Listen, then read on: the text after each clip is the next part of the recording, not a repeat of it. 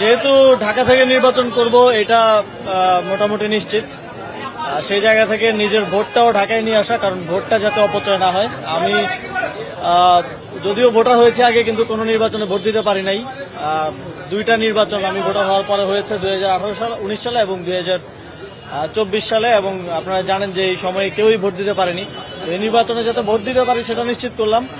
নির্বাচন কোথা থেকে করব এই বিষয়ে এখনো চূড়ান্ত কোনো সিদ্ধান্ত হয়নি, তবে ঢাকা থেকে করবো। এখন পর্যন্ত পরিকল্পনা স্বতন্ত্র নির্বাচন করারই, তারপরে দেখা যাক। আমার কারোর সাথে কোন ধরনের আলোচনা হয় নাই। কেউ কোন আসন কোন রাজনৈতিক দল ফাঁকা রাখলো কি রাখলো না সেটা আমার দেখার বিষয় না। আমি আমার সিদ্ধান্ত ব্যক্তিগতভাবে এককভাবেই নিব।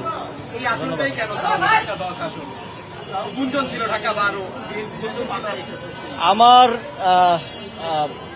সরকার থেকে পদত্যাগ করার পর থাকার প্ল্যান আছে ধানমন্ডি এলাকায়। তো সেই জায়গা থেকে যেখানে থাকবো সেখানেই ভোটার হওয়া। আপনারা তো জানেন যে নির্বাচন করার জন্য আপনি কোথায় ভোটার হইলেন সেটা গুরুত্বপূর্ণ না, আপনি দেশের নাগরিক বা ভোটার হলেই যথেষ্ট। তো সেই জায়গা থেকে ঢাকায় ভোটার হওয়া, যাতে করে নির্বাচনের সময় আমার ভোটটা অপচয় না হয়। এই আপনি কবে নাগাদ পদত্যাগ করতে পারেন? জনতার কাতারে কবে আসবেন? পদত্যাগ কবে নাগাদ করতে পারেন?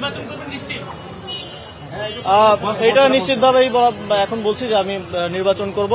কবে নাগাদ পদত্যাগ করবো এটা আপনারা জানেন যে সরকারের উচ্চ পর্যায়ের সাথে সিদ্ধান্তের উপরে অনেক কিছু ডিপেন্ড করছে। আলোচনা করে সেই বিষয়ে দ্রুতই আপনাদেরকে জানাবো।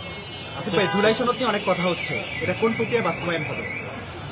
এই বিষয়ে এখনো যেহেতু কোনো সিদ্ধান্ত আসেনি, আপনারা জানেন যে সরকার রাজনৈতিক দলগুলোকে আলোচনা করার জন্য সময় দিয়েছে, এবং সরকার রাজনৈতিক দলগুলো থেকে ফিডব্যাক পাওয়ার পর চূড়ান্ত সিদ্ধান্ত নেবে। সিদ্ধান্ত নেওয়ার পরে বলা যাবে, এখনই কিছু বলা যাচ্ছে না।